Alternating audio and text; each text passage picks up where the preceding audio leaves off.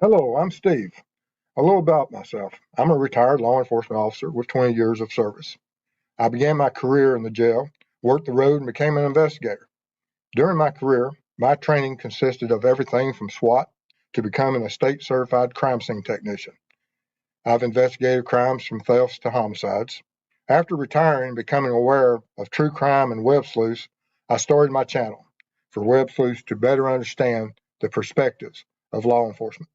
Not only do we cover true crime, I go out into the field and assist families who have lost loved ones to homicide and their cases are considered cold.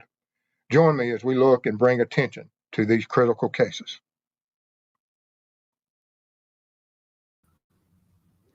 Hello, everyone. Welcome tonight.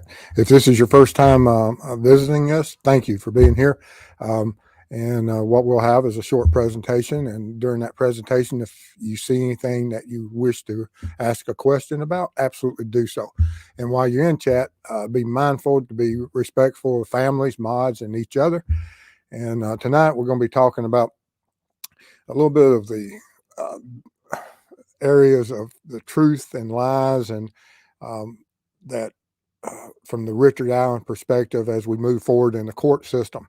And some of the information that's come out through the recent developments and from the 136-page documents regarding the probable cause affidavits by law enforcement, and why at certain points individuals take for and absolutely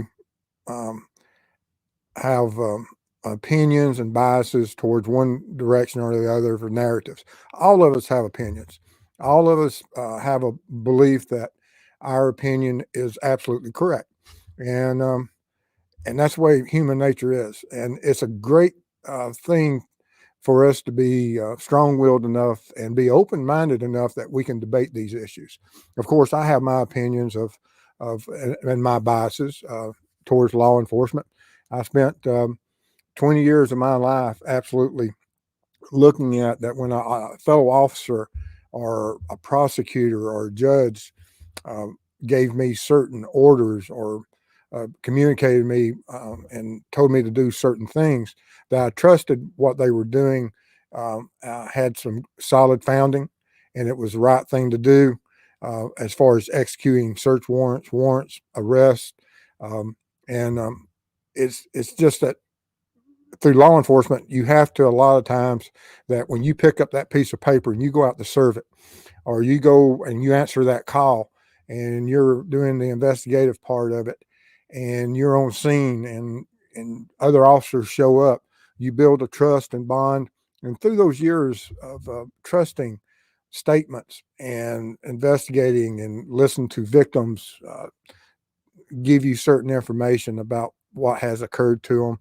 If it's something simple as um, a, a theft, a domestic, or even a homicide, that as you are processing these questions and answers and doing that interview, that you build and you start leaning one way or another with the information that's gathered. And why do you believe one individual over another?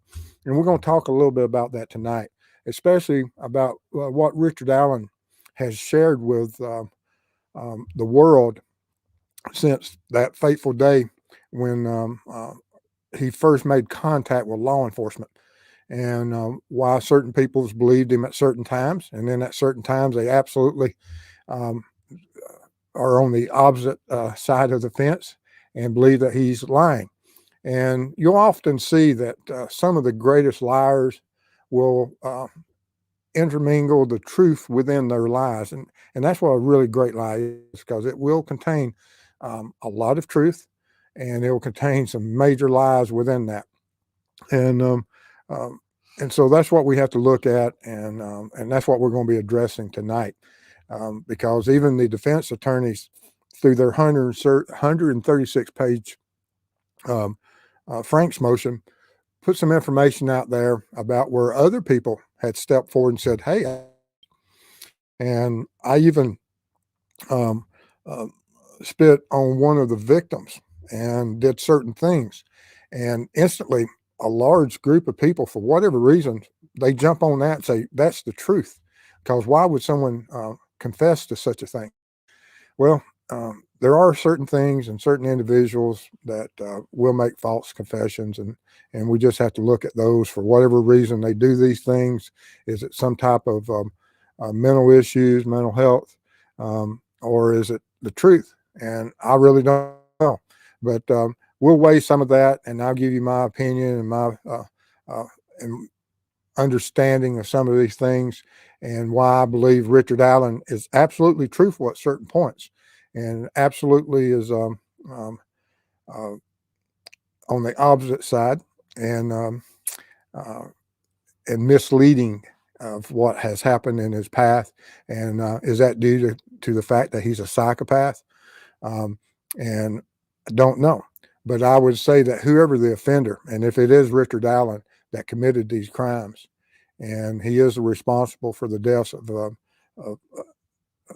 of Libby and Abby, then he absolutely is a psychopath. To be able to commit those crimes and then go back into society and hide in plain sight for all these years without any remorse, and seeing these images of the bridge guy plastered on all the walls and in his community, and not pay any attention or coming back forth other than one time saying that, oh, I was there when he made that first law enforcement contact.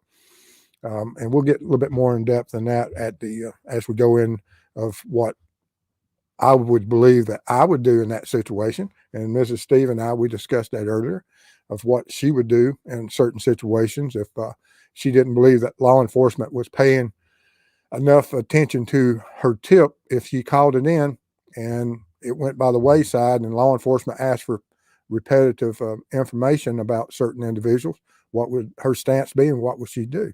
So anyway, we'll get into it. All right. If you have any information on this case, absolutely make sure that the prosecutor, law enforcement, whoever, defense has that information to make sure that we have justice for Libby and Abby.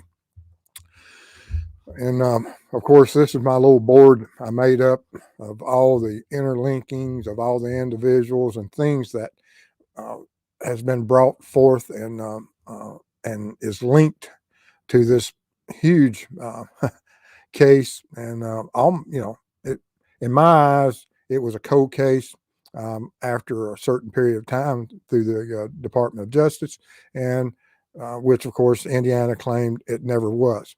And um, regardless, it no longer fits that criteria, and we have someone in custody that is facing the courts, and what would the final answer be?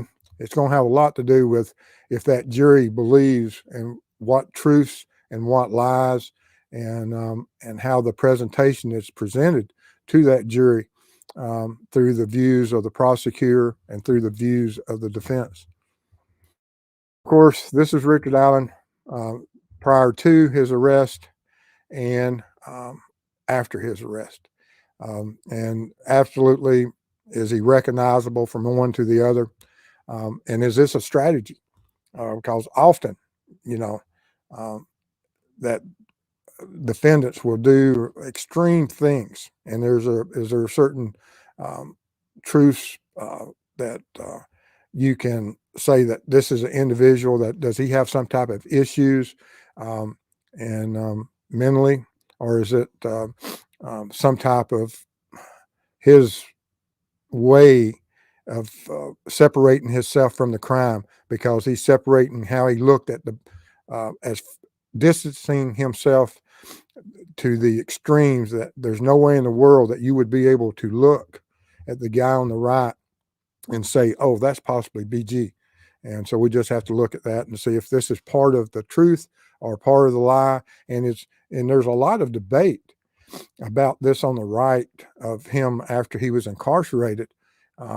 Is this all something that is just his strategy that he and his defense team, dreamed up that let's do this or that? Don't know. Because oftentimes you'll see these defendants come in, and when you see them after arrest or when you arrest them, that I've often walked into court and looked at the defense table, and I couldn't tell who the attorneys were and who the defendant was. And you'll see that sometimes, and it's absolutely amazing. And with the Kohlberger case, that's going to be pretty much for the fact that he is a young, big individual, and he may have that because, and that would be part of their strategies, possibly about that. How could anyone that looks as professional and is as educated as he is could be involved in the horrible crimes that he's accused of? So there's a lot of things that come up in strategies, and when are these individuals truthful and when are they not? But anyway, Richard Allen, if we go by what the prosecution and even the defense in this case says, that he's confessed numerous times, not only to personnel at the facility where he's being held, and he's made incriminating statements and to his family and to other jail staff. And I've seen a lot of interviews, and you hear a lot about these forced confessions. Now, I've never heard of a unforced confession in the manner of this, and I don't even know what the proper word of how you would do this, that we have a confession that he voluntarily made a phone call speaking to his loved ones, and whatever these general statements that his defense says that he made, and it's been aligned with that they were confessions, that they, and how would they be viewed, these general statements, and were they forced or coerced? And for the fact that the defense is saying that he had some type of mental breakdown, and it was through his treatment of how he was being handled by his guards, the facility, the medical staff, other prisoners. And is jail a great place to be? No. Some people can adapt to jail life. They're institutionalized, and there's a lot of people who are not. And is this something that that if he is the offender, he never, and I believe that if he is the offender, he never envisioned that he would ever be caught. But he has been charged with these crimes, and he's facing that. And so that could be a great burden on him. But anyway, on April the 3rd, 2023, Richard Allen made a phone call to his wife. And in that phone call, Richard admits several times, not once, not twice, not three times. And it wasn't that he was being questioned by some 6'4" investigator with exposed firearms, and he's handcuffed, and they're drilling him hour after hour after hour, depriving him of food, drink, sleep. It's not in that situation. This is when he gets to make a phone call, and he's talking to people that he trusts. And he had the phone that the investigators had these calls transcribed, and within those transcriptions, it confirms that Richard Allen admits that he committed the homicides of Abigail Williams and Liberty German. And he admitted this several times within the phone call. And of course, his wife ended that phone call abruptly and who knows the context of that. Was she absolutely just appalled by realizing that he is the one responsible, or was she trying to protect him and just hang up the phone? And it could be a mixture of both. And I would imagine that she hadn't considered him to be the suspect, and for whatever reason, there's a lot of different syndromes and a lot of different things that could have occurred within that household that we have no idea of. And that some of these personalities, that if they are the dominant lead role within a residence, that others will follow along, and they never doubt what is told to them by their significant other. And I just don't know anything about this family, their family life, their environment, and what that relationship was. And, But anyway, we can look at certain things that Richard Allen has told law enforcement over the years, and some of this stuff can be verified as being truthful, that he's told the truth. And like I said, within all lies that you state or make, there's some truth within it. You know, he goes and says, "Hey, I was on that trail between 1:30 and 3:30." And if we look at the probable cause affidavits, there's some supporting evidence that that is true, because they mention within those affidavits from video images of a vehicle matching his vehicle's description. And so I've got some things I've numbered that say, yes, these are things that I view as he's being truthful through. And some of the things I have that's not numbered, maybe, or we just don't have supporting evidence. He says he parked at an old farm building. And is that old farm building the CPS building? But regardless, he parked at an old building with growth around it. And from the probable cause affidavit, more than likely, absolutely, this is going to be the CPS building. He says that he saw 3 females. And we have at least 3 females that said, yes, we saw an individual matching that description of what he says he was wearing. And he describes one of them. And of course, there's one of them that matches that description. He says, I didn't speak with him. And they confirmed that he didn't speak with him.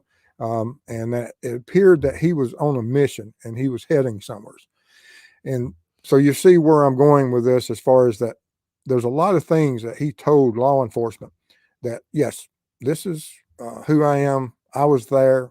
I'm a witness, and I'm a witness to mostly nothing.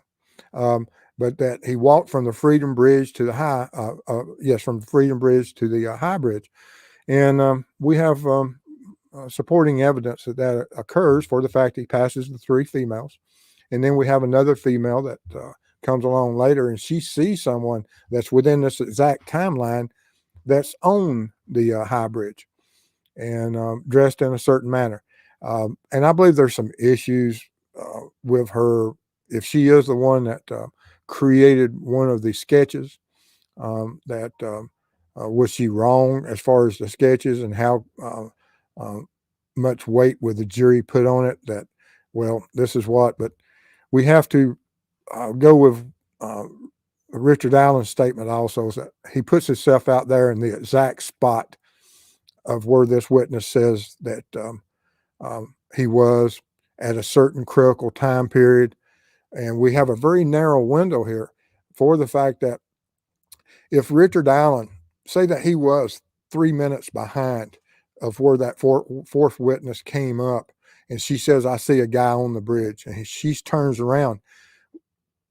If Richard Allen had just passed those other females, he would have made it to the intersection. He would have made it to where this fourth witness was, and would have just been a few minutes behind Abby and Libby, and would have possibly seen them on the bridge with whoever this other guy was. And so it doesn't make sense that that occurred. What does make sense that occurs is that he met the 3 females, made it to the bridge. Fourth witness saw him on the bridge, and she turned around and met Libby and Abby at the halfway mark, and they continue past her. And there's only a very short period of open window of less than a minute on some of my time trials. And even if we double it to a minute and a half, that Richard Allen, who was on that first platform, could have left that platform. He couldn't have made it across the bridge without them seeing him. And if he was passing them, of course, and possibly following the fourth witness, and for whatever reason, he decided to target Libby and Abby and turned around, and is this what happened? But he says, and we can't verify what his mental state and what he was focused on. He says he did not see anybody. If he's the one that committed these crimes, then absolutely this would be a lie, for the fact that he did see at least Abby and Libby and committed the crimes. He says that there were vehicles parked at the High Bridge trailhead. I believe there probably was. I don't know if there were anyone at the trailhead, because I think the young girls walked across that other bridge, and where were the other individuals parked at, because no one else met him. So we have no supporting evidence of what vehicles were parked there at the High Bridge trailhead. I know there's other people said that they were on the trail somewhere and they met and saw him and where they were parked. And through their statements, yeah, and that could be absolutely another truthful. I just didn't number it. He says he took no pictures or videos. If he is the one that's responsible for these crimes, and some of the interesting arrangements of those limbs that were positioned on the victims, I don't know if I really agree that he wouldn't have taken some type of picture or video, because even the FBI, they said that this is the type of individual within that Logan probable cause affidavit that would take pictures. He would memorialize that event. And I believe so also, for the fact that why would you take those sticks and lay them in such a position without some type of intent to possibly memorialize them through photography, even if it's or through just memory. But we've seen other offenders that will take those images. But then in 2022, Richard Allen has another interview, and he confirms everything that he said previously, that he was on the bridge that day, and that he saw girls on the Freedom Bridge, and that he went to the Monon High Bridge to watch fish. He walked to the first platform. We have supporting evidence of that. He even supported and restated what he had spoke of 5 years prior. And that, once again, he parked his car on the side of an old building, and not so much the old farm building this time, but an old building, and that he was wearing blue jeans. We have evidence of an individual on the bridge that day wearing blue jeans. He had a blue or black Carhartt jacket with a hood. We have evidence that there is, even in Libby's image that was taken from that video, of an individual in that manner, and that he was wearing some type of head covering also. And we see that there's individual has something like that. So this is supporting evidence that he's describing exactly what he's wearing, yet he never saw this individual. And so in the law enforcement world, if you didn't see the individual and you're wearing what the individual is, then it's you. And I absolutely do believe that he's just describing himself. And at the time that originally, he did not know that those images were being made of him. He didn't know that video existed. And so will the jury believe him that this is him? I absolutely believe that. At least they will take him at his word that, yes, this is me. And because at some point he has to go to the opposite side that, yes, all this is true. I was wearing this, but this isn't me that's walking up to the girls on the other side of the bridge, for the fact that he says, he doesn't say that he crossed that bridge and had contact. He says that he never saw anyone else. So it has to be an absolute lie that for him to maintain that and separate himself from the crime scene, because he can't go back and say that, oh, I did go over there and talk to him, but I didn't tell him to go down the hill. That's not me. And so at some point, he absolutely had to make a decision of, when do I separate myself from making contact with Libby and Abby, and making contact with that fourth witness that saw me out there on the that first platform. And he made a conscious decision at that point that this is where my truth ends. This is where my lie starts. And that's just my personal opinion, my personal belief. But he also says that he owns firearms and they're at home. We find out through the probable cause affidavit and search warrant that, hey, he's telling the truth. He has firearms. They're at home. They're secured and collected through that search warrant. And through that firearm is what connects him to the crime scene. Due to that, there's a bullet found between Abby and Libby that is matched to have been cycled through his firearm. And so now, once again, we have to separate ourselves from this crime scene. And now the defense has to separate Richard Allen from the crime scene, because simply all Richard Allen's got to do is say that, no, I had no contact with him, wasn't part of me. And now the defense, they can live along with, yeah, he was there that day, but he was never at the crime scene. And the only way they can ever claim and be able to possibly convince that jury is that they have to separate that firearm from that crime scene, and they have to squash it, hence the Frank motion, and which supports that they're doing what they have to do to establish that through their court maneuvering and through this 136 page dime novel is what I refer to it as, of how it occurred and who was responsible. And through that 136 page, they find another fall guy. They find this individual, and if you read it, you'll see his name in it. I'm not going to mention it, but they throw him and say that he says that he was there at the crime scene. He did certain things. He even spit on one of the victims. And if his DNA is found on one of the victims, it's due to that. And then they polygraph, and within that document, there's some mentioning that the family members who he confessed to were polygraphed, and they're telling the truth. Well, we could also look at this, that if we gave Richard Allen's wife a polygraph and ask her, did Richard Allen ever confess to you? And what would the answer of that be, her truthful answer? She would say, she has only one answer. Yes, he did. So therefore, she would also pass that same type of polygraph. I don't like polygraphs, but regardless, you see where that example is going, that she may or may not know anything about that crime, but she does know for a fact that at one point her husband confessed to her.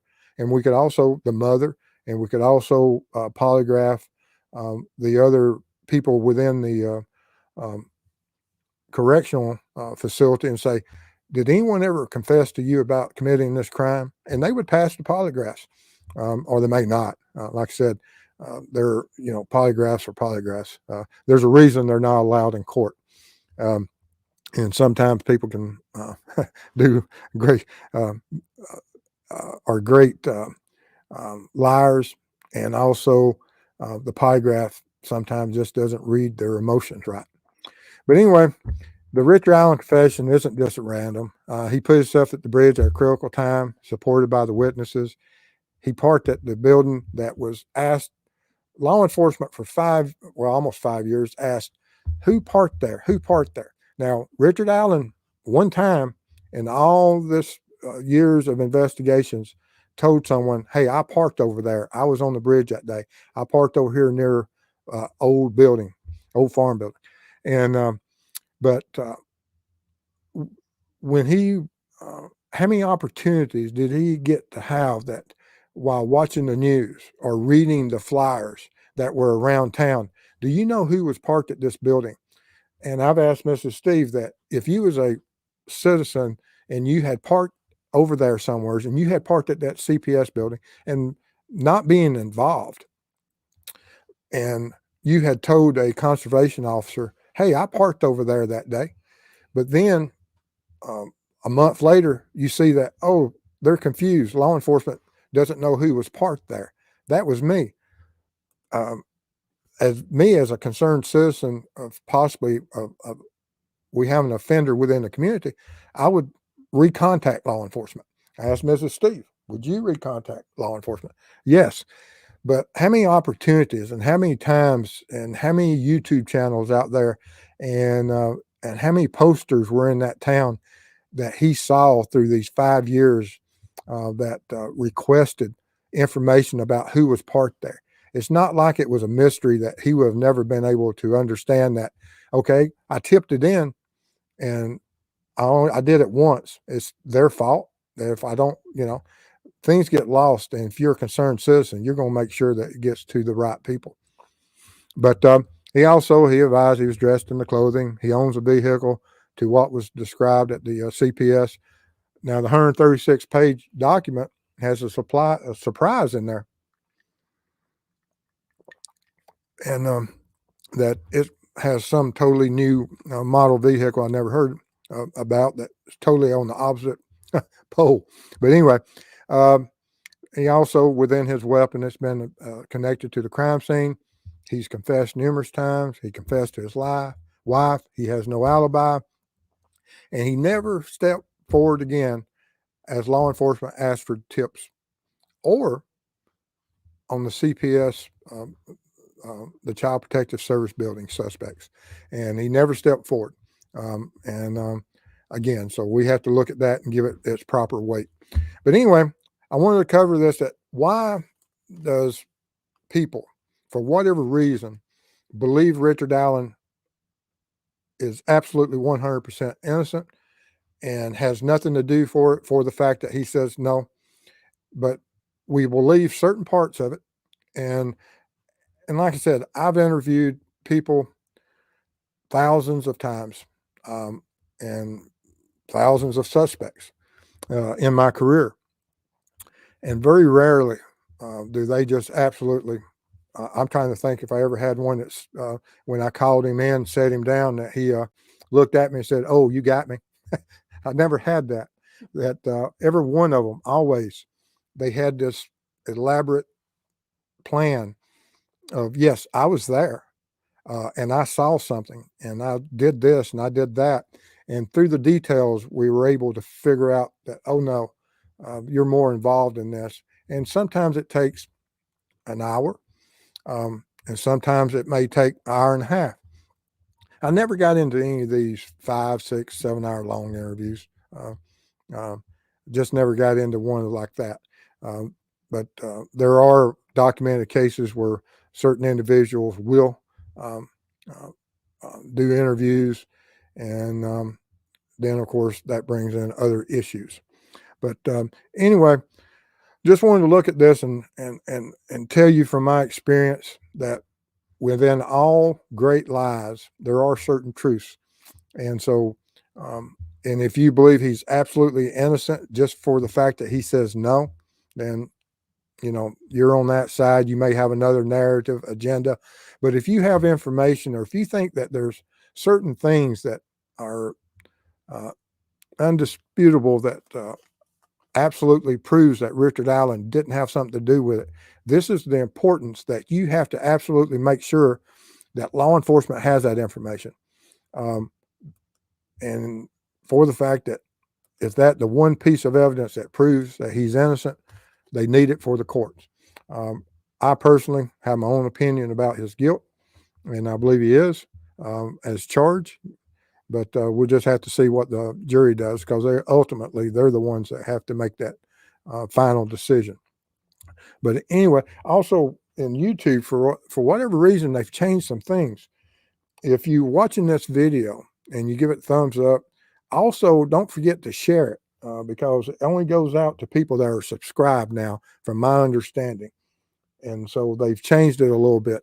So always, whenever you're going to watch these videos and things, regardless of who the creator is out there or what their narrative is, whatever, not just this channel, but all the channels, all the YouTubers out there that are presenting information that you agree or disagree with, is that make sure that those channels are supported and share it with other people, because I think they've changed some of the YouTube algorithms, and that not everyone is notified, and it's has a lot to do about the thumbs up and things like that, and the sharing abilities.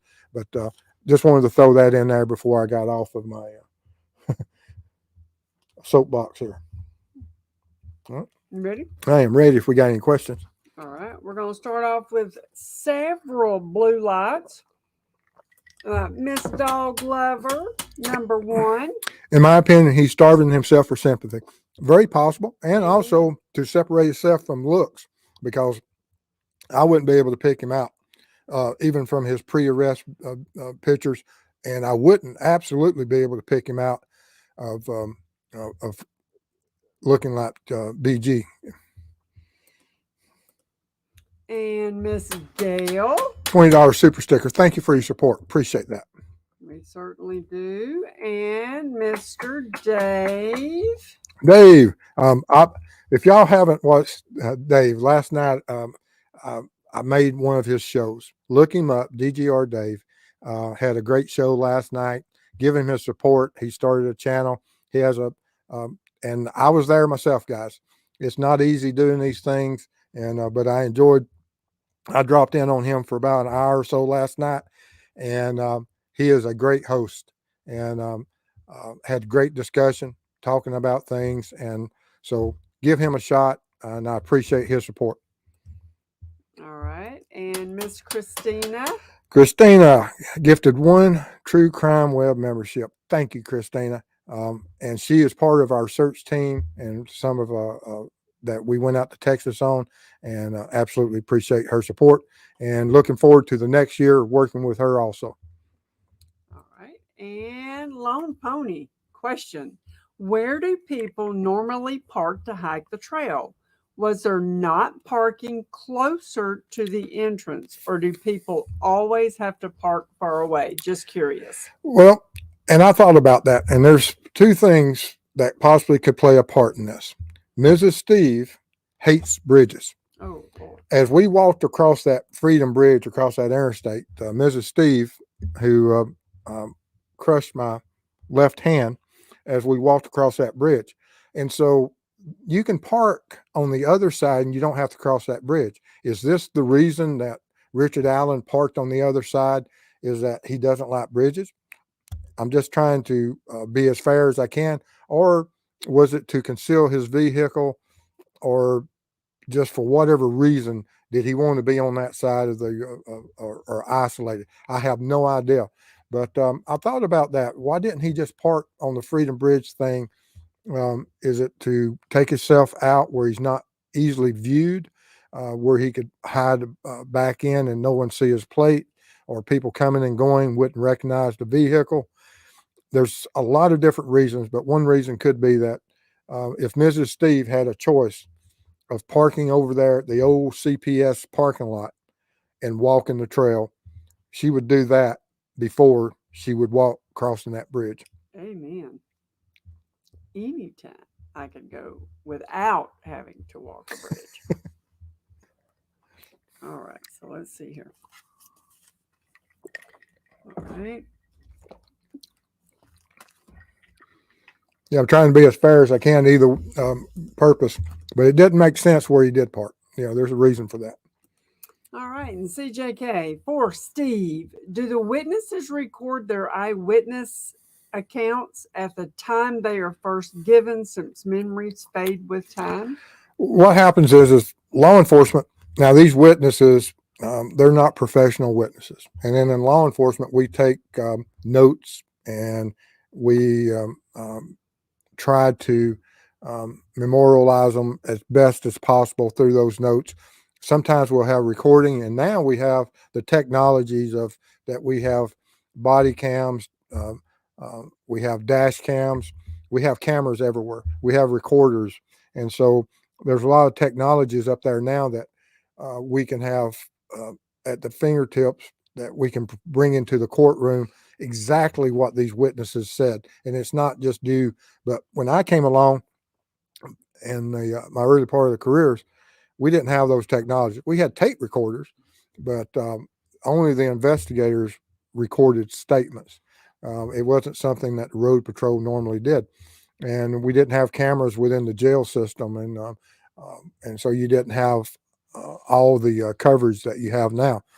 But as far as the witnesses, it will just play a part, and we see it often in court that these witnesses, as you say, that their memories fade with time, and they don't have any notes to fall back on, and they have to sit outside the court while other people testify, so that they don't have some type of false memory, or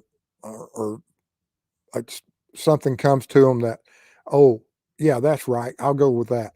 And so it's very, very dangerous with these witnesses sometimes. And that's how come you have to separate them from the get-go, from the moment that you walk into a crime scene, or you're talking to any of these witnesses. You have to separate them so that they don't feed off of each other. Alrighty. And from Miss Gail at True Crime Web, did you look down from that high to see if you could see fish in the water? I've been there several times. Sometimes, like I said, I went up there and some of my footage, uh, I went in February within a week or two of that to see what the water looked like. On that day, it was extremely stained, cloudy. You couldn't see anything. But I've been there sometimes where it's extremely clear. It's almost like glass. And if you look at some of the video from that day, from the helicopter footage and some of the photographs that have been released, yes, there is some clarity to that water. Um, and could you see fish that exact day? I don't know, but I did look to see, and there would be times that you could possibly see fish in that creek from that distance. What is that bridge, 60 something feet high? Mm-hmm. Okay.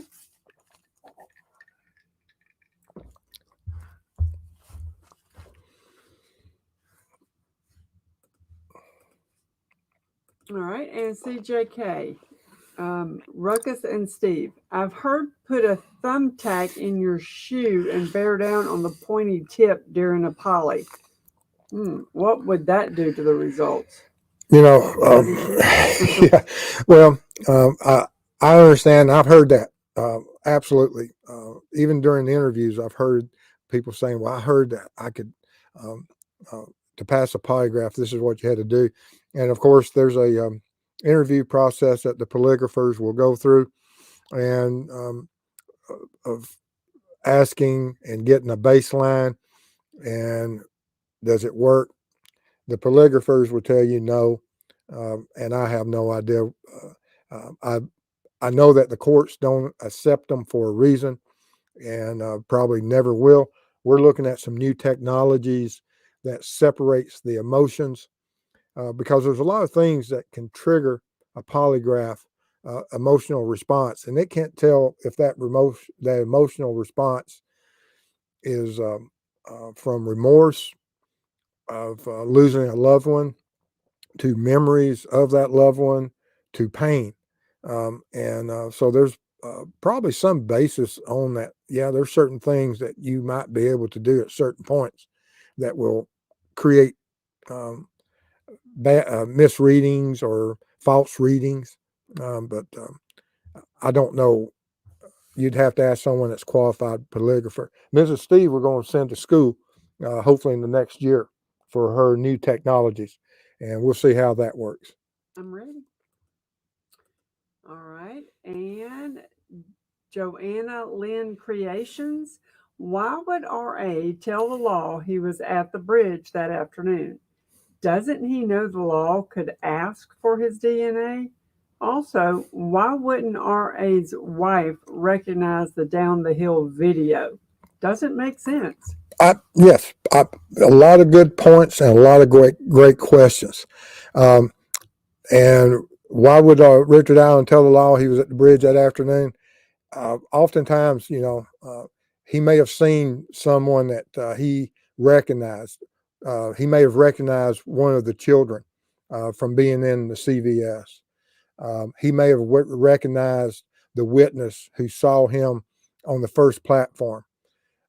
Or he may have met somebody driving in that saw him. He waved. There's a lot of reasons he has to place himself there. That possibly, not that he did, but it could be from any of those that Mrs. Steve and I, whenever we go out, there's people come up to me all the time and say, hey, you remember me? And I'm quite often I do, but sometimes I don't recognize them. But I've often seen people that I knew, and and so you just have to say, is that the reason why he did that? And it could be very possible he was fearful that if I don't come forward, I know that young lady or I know that woman, and I have to put myself there. Is that why he did that? Or just to interject himself into the investigation? Because we see that also. There's a lot of offenders out there that will interject themselves into an investigation just so that they can get some firsthand information of what does law enforcement know? What is law enforcement asking for? And the best way to find that out is interject yourself into the investigation. And yeah, I'm sure. I don't know how big CSI was back in 2017, but I know there was probably a lot there, and DNA had been around for quite a while. So I'd say yes, he probably knows about the DNA angle. And who knows? Did Richard Allen's wife recognize Down the Hill video? And was anything done during that time period that, or any questions asked? And was he able to answer them successfully by saying, "Hey, I went to law enforcement. I told you I made an appointment with so and so, and I went, met with him, and they said thank you for your help." And and she may have just wrote it off. Don't know. There's a lot of different possibilities. Okay. Let's see here. Philip Bray, do you believe he was looking for someone to harm that day?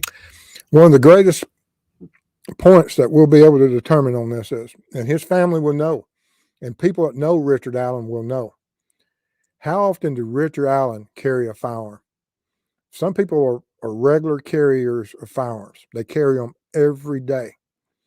And we'll have to look at that. And I hope they're able to answer that when it comes to court. That if Richard Allen on that day took that firearm that he never carries, and this is the day that he carried it, then this question is answered. Yes, he went out with intent. But now, if he carries a firearm every day, then of course there'll be a something that would have to be argument that well, he always carries that firearm. But if it's the other side of it, and that'd be my key question is, how often, Richard Allen, did you carry a firearm? And if he says never, well, there's a couple of questions from that. Well, how did your bullet that was cycled through your gun get there? And why did you carry a gun that day? You were on the bridge wearing that clothing. And that's one question he didn't answer, is that, yes, I was dressed in this manner, but he didn't answer that if he was carrying a gun that day or not. So that'd be one of my biggest questions for Richard Allen. All right. And Mind of Monsters helped us out with the notifications. Mind of Monsters, thank you. You only get 3 notifications a day. So watch what you post, even a community wall. Okay, thank you. Mind of Monster. Check her out too. I love her. We appreciate that. Yes, and she does a great job creating a lot of flyers for these missing children and persons.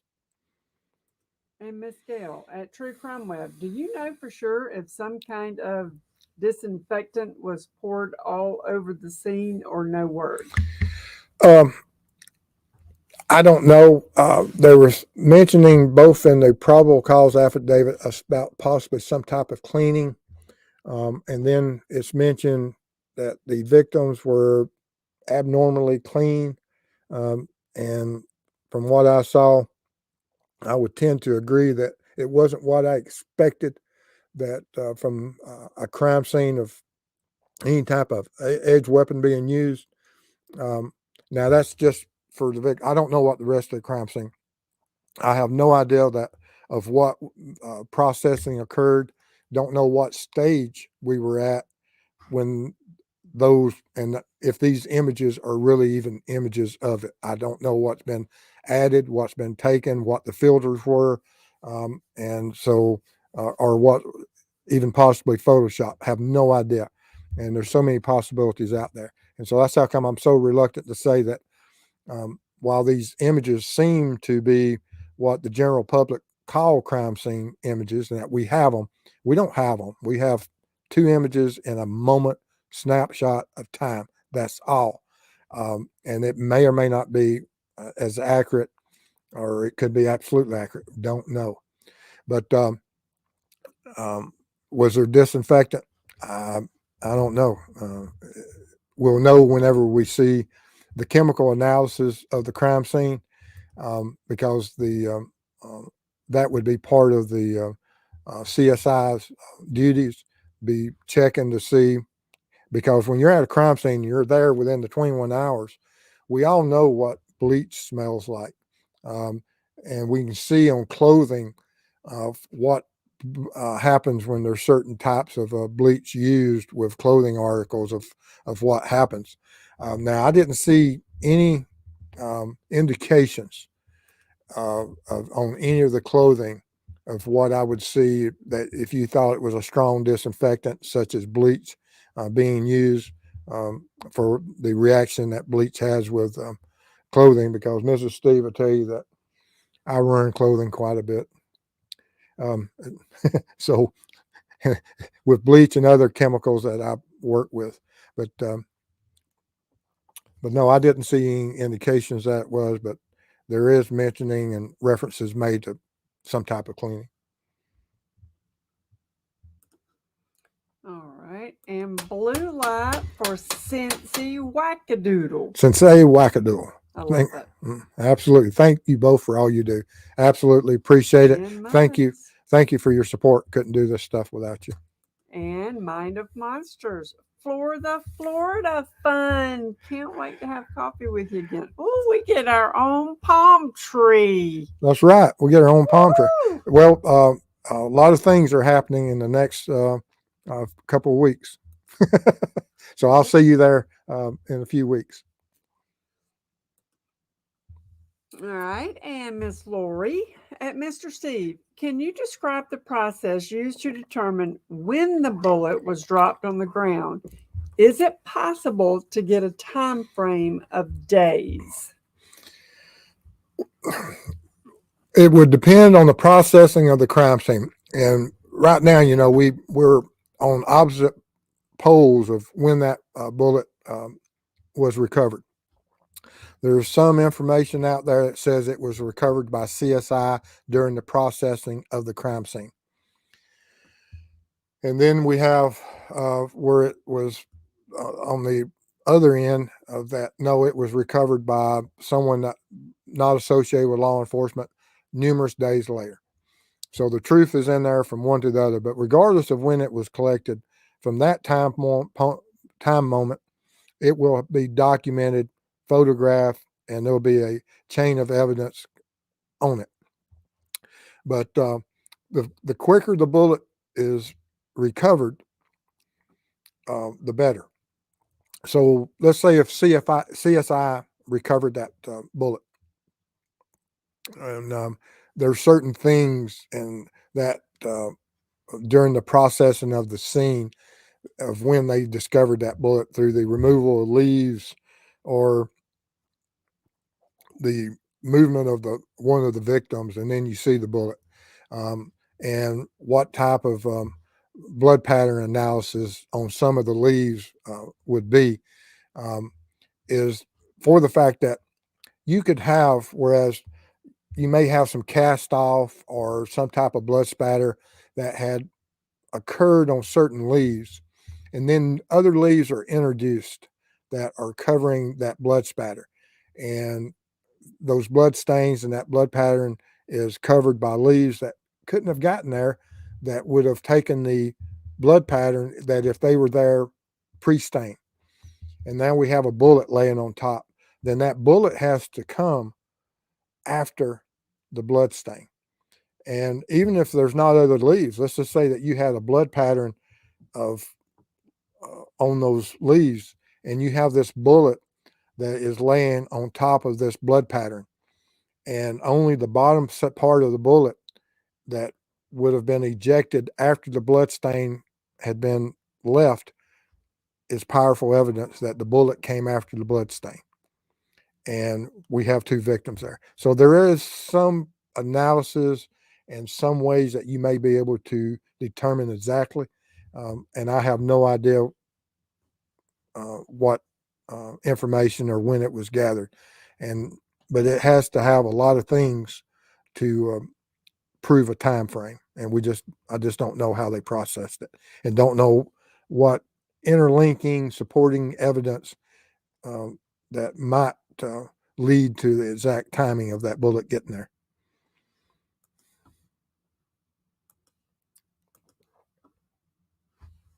Okay. And Cincy, how do you think RA would be able to explain his, quote, muddy and bloody, end quote, clothes to his wife?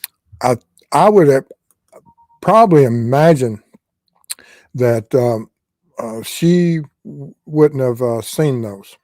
Um, I would imagine that he would have taken, if he is the one responsible for this, that he would have taken every measure possible to separate that clothing from view of her, or he may have come up that, what type of story did he tell her? And, you know, Mrs. Steve has seen me muddy and bloody At the same time. at the same time. So, and, I work on a farm, and, things happen. And then I go and I work creating crime scenes, and things happen. And so she's not surprised. Yeah, she's not surprised. Might be a little bit different for someone that works in a pharmacy of coming in muddy and bloody, but he may have been able to layer, because we know that we have multiple layers of clothing. You can look at his jacket, and even through his jacket, how many shirts did he have on, or sweaters, or other layers of clothing that he could have taken off by the time he got home. He may have been down to a t-shirt. I don't know how many layers he's wearing under that blue jacket. And so he may be able to get to the point that he's not muddy and bloody at all. I forgot to mention that Ruckus is in chat. Hello, Ruckus. All right, let's go back. We gotta do some blue lights. Miss Grace. Oh, Miss Grace. Love you both. So $20. Much. Thank you. Appreciate that. Love you too. Very kind of you. Awesome. She puts up with me during the day. And Miss Joanna. $5 Canadian super sticker. Thank you. Thank you so much. And appreciate it. I would like to know what you create. That's kind of Send us an email. That's cool. All right. And M. Cunningham. Have other crimes possibly been linked to RA? I would think, I don't know if they've been linked, but law enforcement would look at that, and FBI would look at that. Everyone involved in any type of crimes, and even we have other crimes. I believe what is it, Stevenson case out of Kentucky, that they've looked at possibility, is it linked or not, and people have looked at the Evansdale, is it linked or not, and law enforcement does that, regardless of if it's FBI or state, within the state itself, or these agencies. They're going to check into that, and what type of crimes. And I would expect that the individual responsible for these homicides would have other crimes. May not be homicides, but it could be. And but there are other types of crimes that these individuals will also perpetrate in their careers. All right. And Miss Joanna, one more question. When the law put out the Down the Hill video clip, they stated that this person is the offender, not a suspect or person of interest. How do you think they came to that conclusion? That video, I'm sure, is far more conclusive as to communications between the offender and Libby and Abby, and there's probably a lot more information within it, and they would, they'll build a time frame and timeline of and movement. We don't know what all the movement through the crime scene is. We have where some of the family members, after crossing the bridge, said that they saw some leaves and disturbed earth over there, like someone slid down that embankment, and they made a choice to go the other way, rather than look at that and see if that's possibly where Libby and Abby went.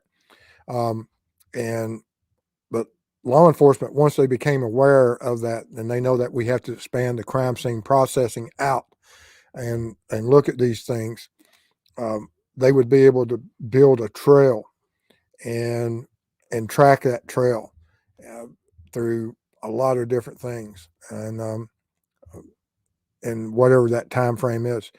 there may be something on that phone that the pings as you move. Now, the pings, as Mrs. Steve and I, when we went out there and I conducted my testing, not all the pings were correct, but not all the pings were wrong either. So if that phone was on during the movement from the time that video, and let's say that the 50% of the time those pings are correct as they moved, then they'll have a pretty good time of looking at it and how long it took for Abby and Libby to move from the end of the bridge, and what path did they take? Was there a longer path? Was there a shorter path? But they'll see as that phone is moved through that area exactly how long it took them to get from the bridge to the place where the homicides or the bodies were found. Like I said, not all those pings were correct, but not all those pings were wrong. Sometimes they were correct, and sometimes they would move you 100 yards and you hadn't taken 2 steps. Alrighty.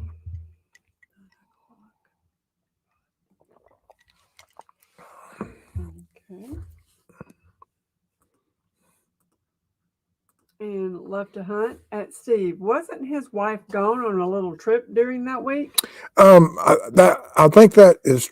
I had heard that mentioned. I don't know. That's something that law enforcement would look at through her phones and social media, and through whatever tracing and investigations at the law enforcement, that they would be able to establish that.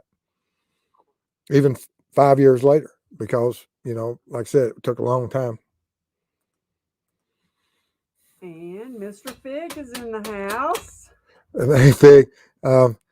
Actually, Fig and I were sharing some text messages yesterday and today. I think I sent him some more information. Oh. Love working with Fig. Absolutely a brilliant analyst, and look forward to working with him in the future on some other cases. Thank you, Fig, for everything you do, bringing awareness to these families. Thank you, Fig.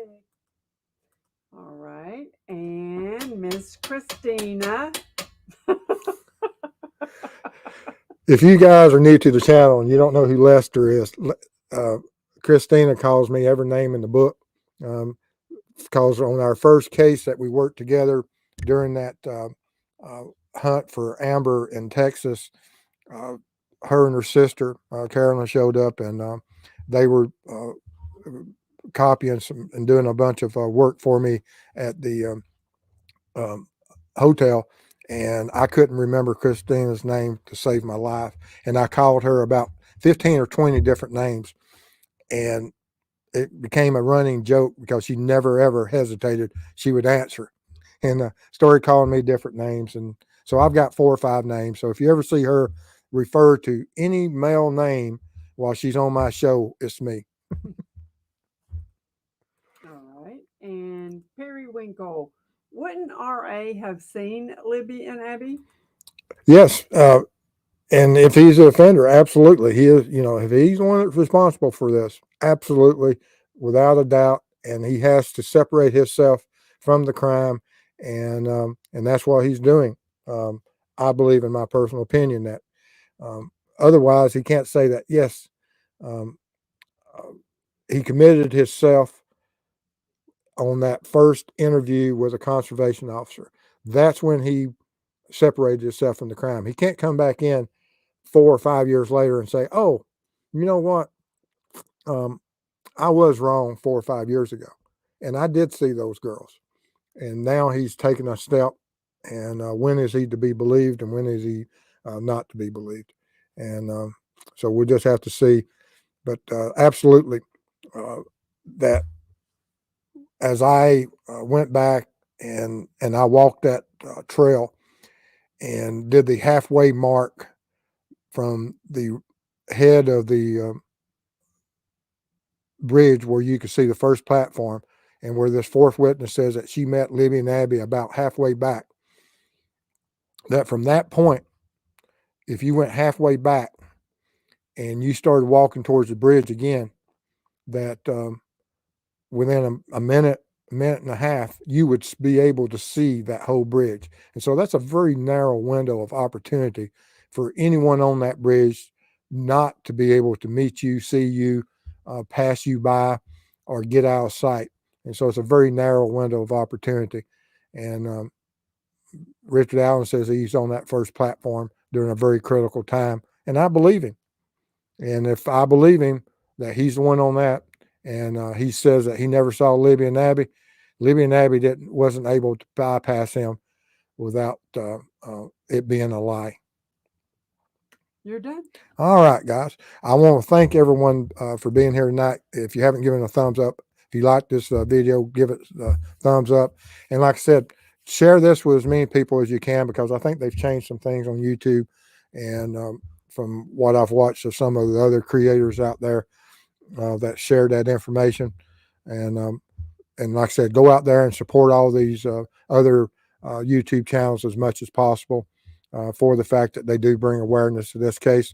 I don't always agree with them, and I'm sure they don't always agree with me, but help them channels for the fact that they do bring value to true crime and bringing awareness to these families. I got to do one more. Okay.